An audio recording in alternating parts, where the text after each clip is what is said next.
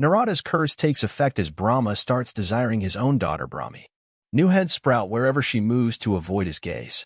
Brahma's sons Marichi and Atri warn him against acting on the curse, but he continues chasing Brahmi. To escape, Brahmi transforms into 100 creatures, but Brahma turns into the male version of each. Brahmi is thus named Kshatrupa. An angry Shiva appears and cuts off Brahma's fifth head for his behavior. But the severed head gets stuck to Shiva's hand as punishment for Brahmahatya, killing a Brahmin.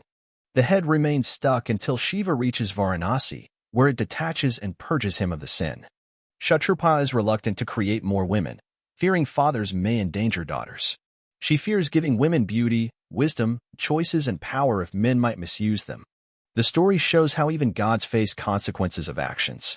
It explains the origin of animals and Varanasi's sanctity. While the four childlike Kumaras, sons of Brahma, are exploring the universe and reach gates of Vishnu's abode Vaikuntha. The gatekeepers Jaya and Vijaya stop them, saying they cannot enter as they are too young and undisciplined. The offended Kumaras curse Jaya and Vijaya to be born as mortals on earth, separating them from Vishnu. Jaya and Vijaya beg Vishnu for mercy. He says the curse can't be reversed but gives them two options, 7 births as his devotees or 3 as his enemies. They choose 3 births as enemies to return faster to him. Vishnu agrees but will kill them himself in those lives. In Satya Yuga they are born as demon brothers Hiranyaksha and Hiranyakashipu. In Treta, as Ravana and Kumbhakarna. In Dwapar, as cousins Shishupala and Danavakra.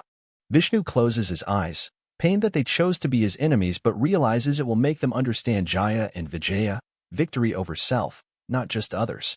One day, a quarrel erupted between Brahma the creator and Vishnu the preserver over who was greater. Brahma challenged Vishnu to enter his body. Vishnu found endless worlds and life forms of astounding beauty. Vishnu invited Brahma to enter his body in return. Brahma saw infinite boundless galaxies, dimensions, and multiverses. With both having proven their divinity, their quarrel reignited. Suddenly a pillar of fire appeared before them. The gods proposed a contest. Whoever finds the end of the pillar first would be greater. Vishnu dug down but could not find the base. High above, Brahma flew as a swan but could not reach the top. He came across a falling Ketaki flower and conspired with it to falsely testify that he had reached the summit.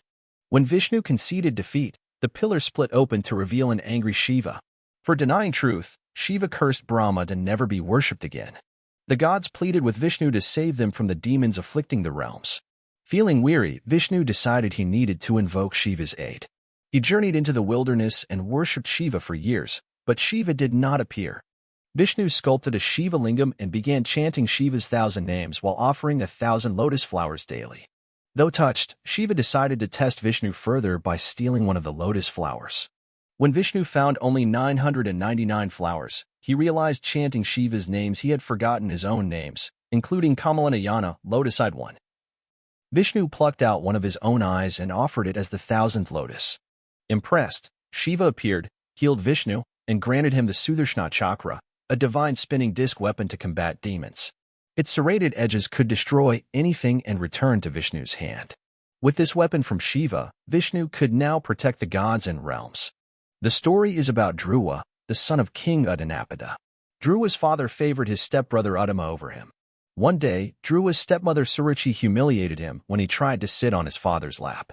This hurt Dhruva deeply. His mother Suniti told him that everything is willed by Lord Vishnu, and he should try to please the Lord. Determined to gain Vishnu's favor, the young Dhruva set out on a quest. He performed intense tapasya and penance in the forest. Despite many obstacles sent by the devas who feared his powers, Dhruva persevered. He chanted the 12-syllable mantra given by the sage Narada and meditated fixedly on Vishnu. Pleased by Dhruva's devotion, Vishnu appeared before him and offered him a boon. But Dhruva, enraptured by the sight of God, desired nothing else. At Dhruva's request, Vishnu promised him that after his death, Dhruva would become the brightest star in the sky, eternally fixed in its place. This star would guide people in darkness and be called Dhruvatara.